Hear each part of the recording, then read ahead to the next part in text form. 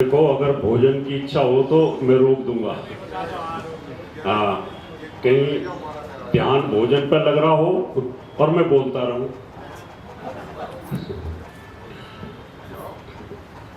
आज के इस प्रोग्राम के आयोजक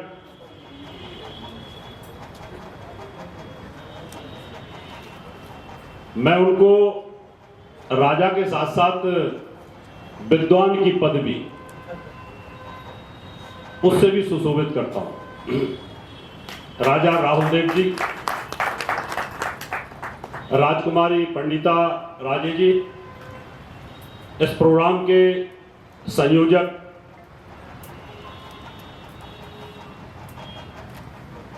साथ में यहां के ऑर्गेनाइजर, मंच पर उपस्थित आचार्य अनिल वत्स जी, राज्यसभा सांसद जयप्रकाश निषादी, और अभी अभी सुबह सरपंच जी आए हैं।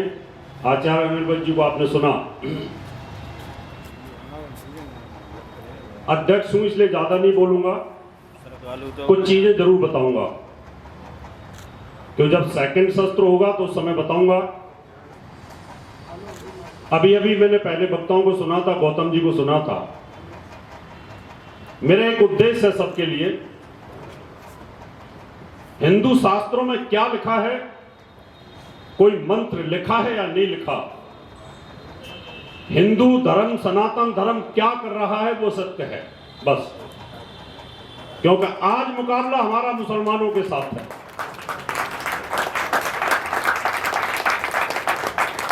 इसका भुगतान हमने बहुत पहले किया है। मूर्ति पूजा का विरोध हुआ तो सनातन धर्म बट गया, बुरी तरीके से कमजोर होता चला गया। आज समाज की उत्पत्ति हो गई, धीरे धीरे राधा स्वामी वाले पैदा हो गए, उन्होंने भी धर्म को काटना शुरू कर दिया।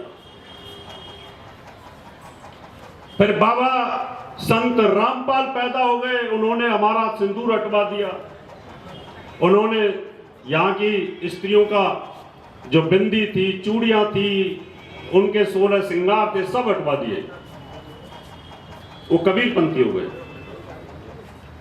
धन धन गुरु महाराज, उन्होंने भी धर्म को काटने की पूरी कोशिश की। इसलिए मेरा आप सबसे करबद्ध निवेदन है, आज तक जो गलतियां हुई हैं वो आगे न की जाए। इसलिए सबको मिलकर के एक साथ सनातन धर्म के साथ रहना चाहिए।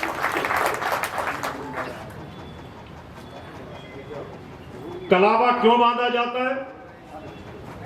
स्त्री बामंग है। अब बहुत सारे ऋषियों ने हमारे श्लोकों में लिखा होगा, लेकिन श्लोक तो जला दिए गए सारे। जब 6 महीने अगर हमारी लाइब्रेरी के अंदर आग लगी हो तो आपके पास कहां से श्लोक मिलेंगे? नहीं मिल सकते। इसलिए आप लोग भी तो विद्वान हैं, आप लोग भी तो ऋषि हैं। आप लोग उनके तथ्य ढूंढिए, आध्यात्मिक तथ्य ढूंढिए, वैज्ञानिक तथ्य ढूंढिए। बड़े बड़े ब्राह्मण हैं, बड़े बड़े ब्राह्मण ऋषि हैं, उनके पास ज्ञान का भंडार है, तपस्वी हैं, किसी चीज की कमी तो नहीं है।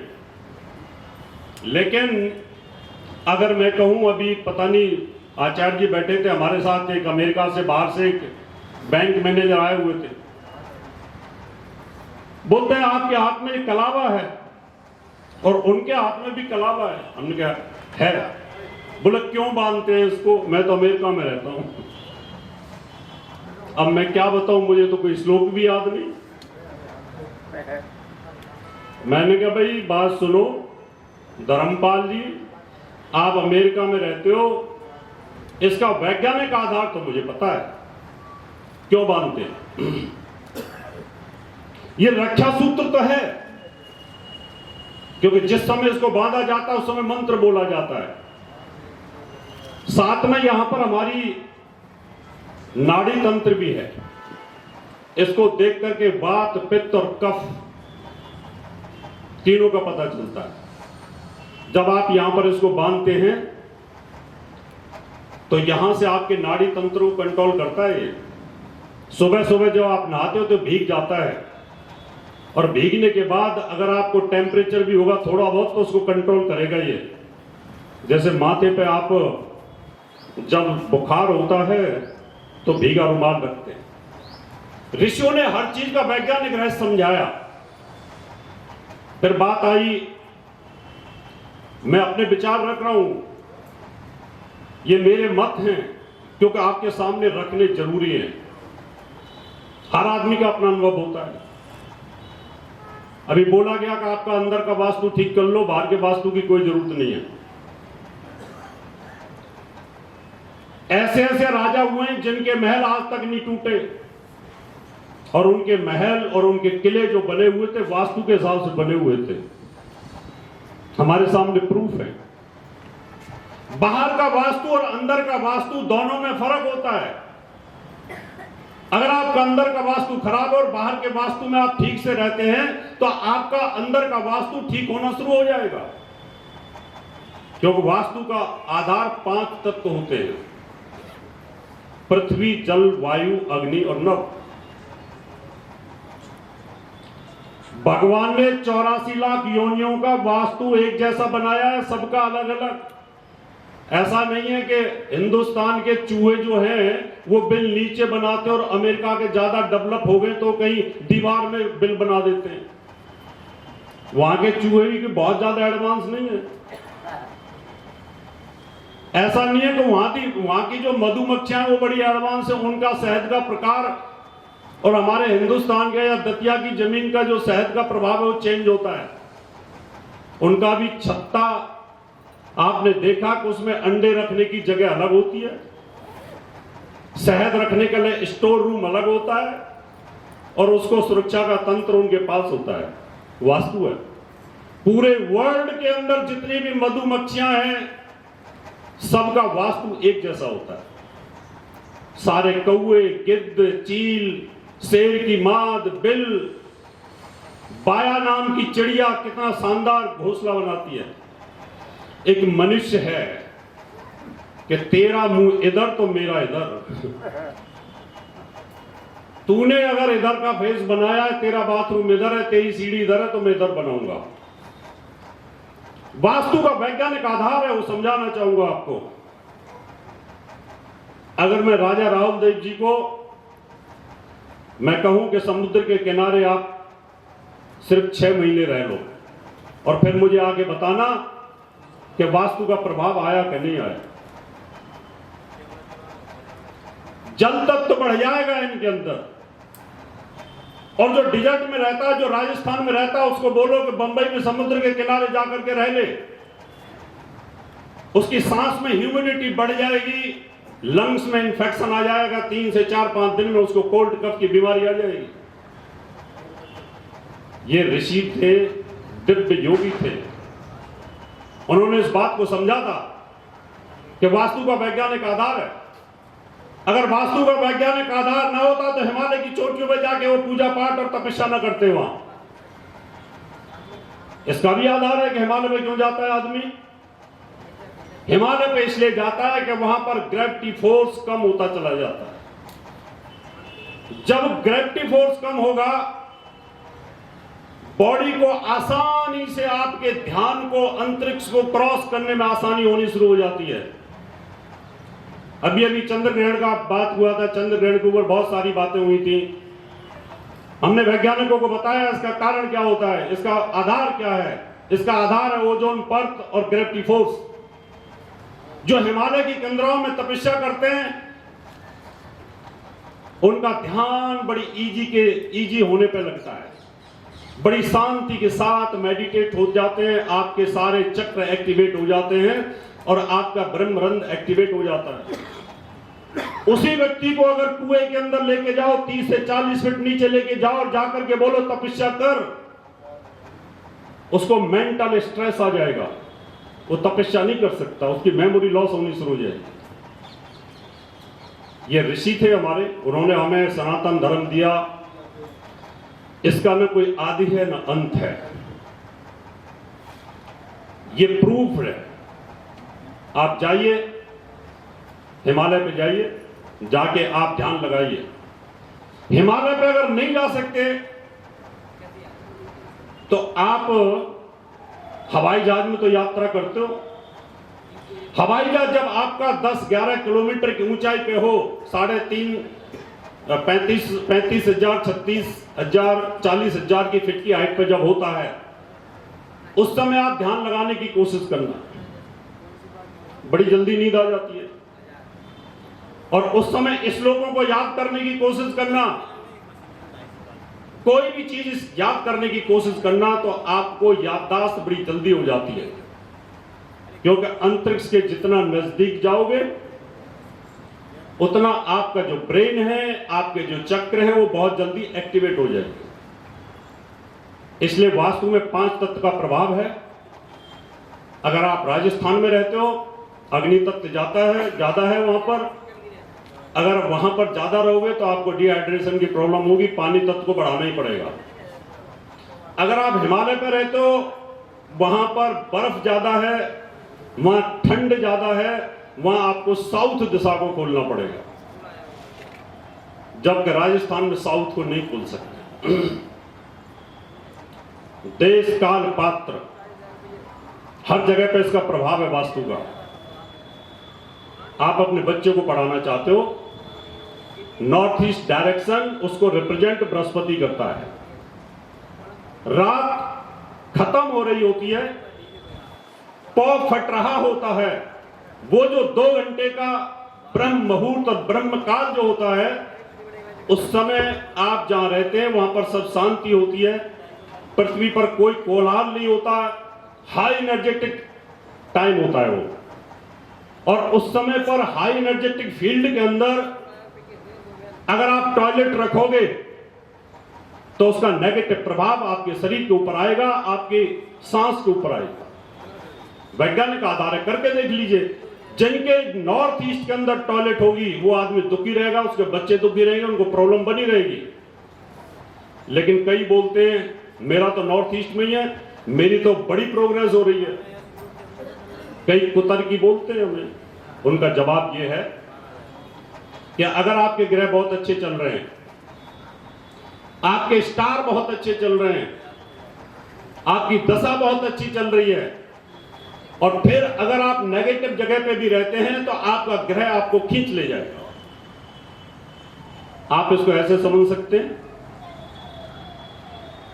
ये एक नई कार है, यानी आपका घर परफेक्ट वास्तु है। जैसे ये अभी राजा साहब का जो कोठी है, ये ईस्ट फेस है। अगर इसके अंदर नई कार के अंदर ग्रह अच्छे हो और व्यक्ति अच्छे ग्रहों का बैठा हो, इसका मतलब आपकी कुंडली में ग्रह अच्छे हो और आपका घर भी परफेक्ट वास्तु के हिसाब से हो, तो आप ऐसे प्रोग्रेस करोगे। आपका घर अगर गलत दिशा का है, पुरानी कार है और इसमें ड्राइवर भी अनाड़ी बैठा है, तो कार गंतव्य स्थान पर नहीं लेके जा सकती। आप यहां से धक्का मारोगे, जाके अगली चौराहे पे बंद हो जाएगी, फिर वहां धक्का मारोगे, अगले चौराहे पे बंद हो जाएगी। जबकि नई कार में अनाड़ी आदमी भी ड्राइवर बहुत फर्स्ट क्लास सीख जाता है। वास्तु को रिसर्च किया नारद मुनि ने बहुत ज्यादा। नारद पुराण गलत तो नहीं हो सकता। क्या मैं ये कह दूं नारद जी को, अरे नारद जी अपने अंदर को ठीक कर लो पहले, पुराण ठीक हो जाए? नहीं हो सकता। इसलिए अध्ययन करने की आवश्यकता है। एक विषय और लूंगा, मेरा अपने मत बोल रहा हूं मैं किसी को ये नहीं कह रहा कि मैं क्रॉस नहीं कर रहा। अभी नगों की बात आई थी। ज्योतिषियों का पेशा तो नगों का ही है, कुंडली तो देखते ही हैं। क्यों? नग कैसे काम करते हैं सूत्र तो नहीं हो सकता, और संस्कृत का विद्वान इसके 1000 सूत्र बना देगा। अभी डीपी शास्त्री जी बैठे हमारे सामने, जरा खड़े हो जाएं। ये दिल्ली के बड़े विद्वान आदमी है, संस्कृत के विद्वान है। अभी मैं इनसे बोलूं कि 10 श्लोक संस्कृत में बना दो नगों के, कि पुखराज इस उंगली में पहनना चाहिए, फलानी उंगली में पहनना चाहिए, बना देंगे। क्या दिक्कत है? बैठिए, इनके वैज्ञानिक आधार समझाऊंगा आपको। ये कोई भी जो नग होता है, ये प्रिज्म थ्योरी पे काम करता है, प्रिज्म थ्योरी पर। अगर आप लेंस को सूर्य को कंसंट्रेट करोगे, ऐसे सूर्य को कंसंट्रेट करते हो लेंस को, तो नीचे आग लगा देता है। आपने विज्ञान में पढ़ा होगा, नीचे आग लगा देता है। ये 7 कलर निकालता है। ये जो मेरे पास पुखराज है, इसमें 7 कलर हैं। आप इसको देखिए इस तरीके से। अब मुझे 7 कलर दिखाई दे रहे हैं। ये जो ट्यूबलाइट है व्हाइट है, इसमें 7 दिखाई दे रहे हैं, क्योंकि 7 कलर अंतरिक्ष में है। इसकी थ्योरी क्या काम करती है? क्या हमारे चारों तरफ एक ऑरा होती है। ऑरा सभी जानते होंगे ज्यादातर। उस ऑरा में 7 कलर होते हैं। ये जो नग है, सूर्य को कंसंट्रेट करके how much energy, how much colour your body is required, ये आपको सप्लीमेंट करेगा। जितनी आपको जरूरत है वो देगा। आप काला कपड़ा पहनते हैं, इसका मतलब वो बाकी के 6-7 कलरों को, 6 कलरों को एब्जॉर्ब करके ब्लैक कलर को थ्रो करता है। आपकी ब्लैक कलर की ऑरा को इंप्रूव कर रहा है, बढ़ा रहा है। अगर मैं ज्ञानी हूं और मैं येलो कलर पहनता हूं, यहां पर अभी नित्यानंद जी महाराज ने भगवे कपड़े पहन रखे हैं, सबने ज्यादातर भगवे पहने हुए हैं। हमारे ऋषि मुनि भगवा कपड़ा क्यों पहनते हैं? ये कलर मंगल को और गुरु को और सूर्य को, इन तीनों को मजबूत करता है। येलो कलर आपने पहन रखा है अभी संतोष भार्गव जी ने, ये बृहस्पति को मजबूत करेगा। अगर आप पीला पीतांबरी की धरती पे पीला पहनते हो तो येलो कलर मजबूत होगा, येलो कलर मजबूत होगा तो बृहस्पति मजबूत होगा, बृहस्पति मजबूत होगा तो कुंडली के 5 बार मजबूत हो जाएंगे। इन नगों का वैज्ञानिक आधार है। न होता तो कोहिनूर हीरा के ऊपर इतने लड़ाइयां न होती। कुछ तो कोहिनूर हीरा में होगा। अब या तो मैं कहूं उसमें कोई जिन्न बैठा था, या मैं कहूं कि उसमें कोई खूबी रही होगी। राजा महाराजा, अभी हम राजा साहब को कह रहे थे कि ऊपर आ जाओ, अब बैठ गए नीचे। राजाओं का आसन ऊंचा होता था। वो इसलिए होता था कि आदमी के ऊपर साइकोलॉजिकल प्रेशर आता है। और फिर राजा को ऊपर तो मैंने बैठा दिया और मुकुट लगा दिया लोहे का, और 4-6 माला और डाल दूं जंजीर लोहे की, तो राजा का प्रेशर खत्म हो जाएगा। जज की कुर्सी ऊंची होती है क्योंकि उसका प्रेशर, उसकी जो ऑरा और उसका जो आवा मंडल होता है वो स्ट्रांग हो जाता है। ये जो धातुएं होती है ना, सोना, ये सूर्य से संचालित है। जब आप सोना पहनते हो, सोने की माला पहनते हो, तो आपका सूर्य मजबूत होता है। सूर्य मजबूत होता है तो ग्रहों का राजा मजबूत होता है, और प्रजा का राजा भी सूर्य का कारक ही होता है। इसलिए इन धातुओं का वैज्ञानिक रहस्य है।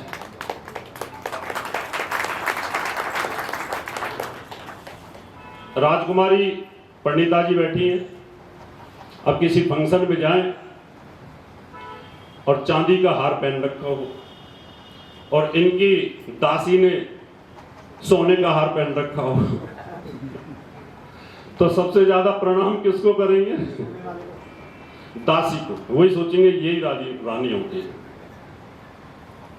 इसका मतलब ग्रहों के साथ हमारी धातु, ग्रहों के साथ हमारे नगों का संबंध है।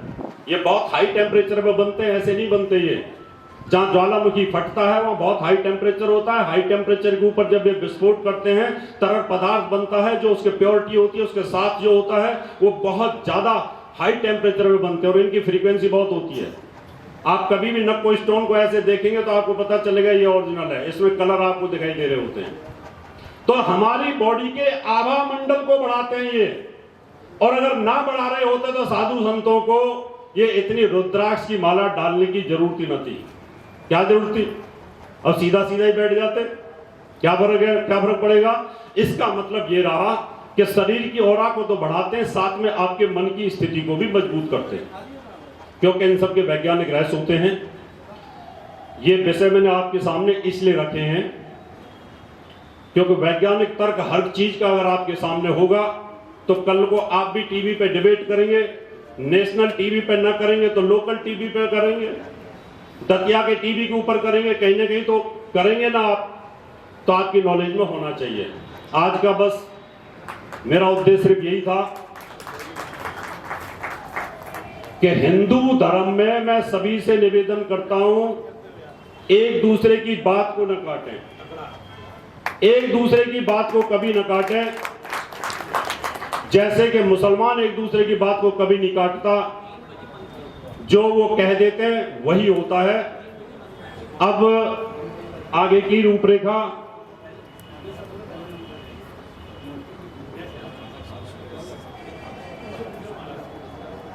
ठीक है, बहुत बहुत धन्यवाद, आपने सुना। नेक्स्ट सत्र में टाइम मिलेगा तो मैं ज्योतिष सूत्र के ऊपर जानकारी दूंगा। बहुत बहुत धन्यवाद।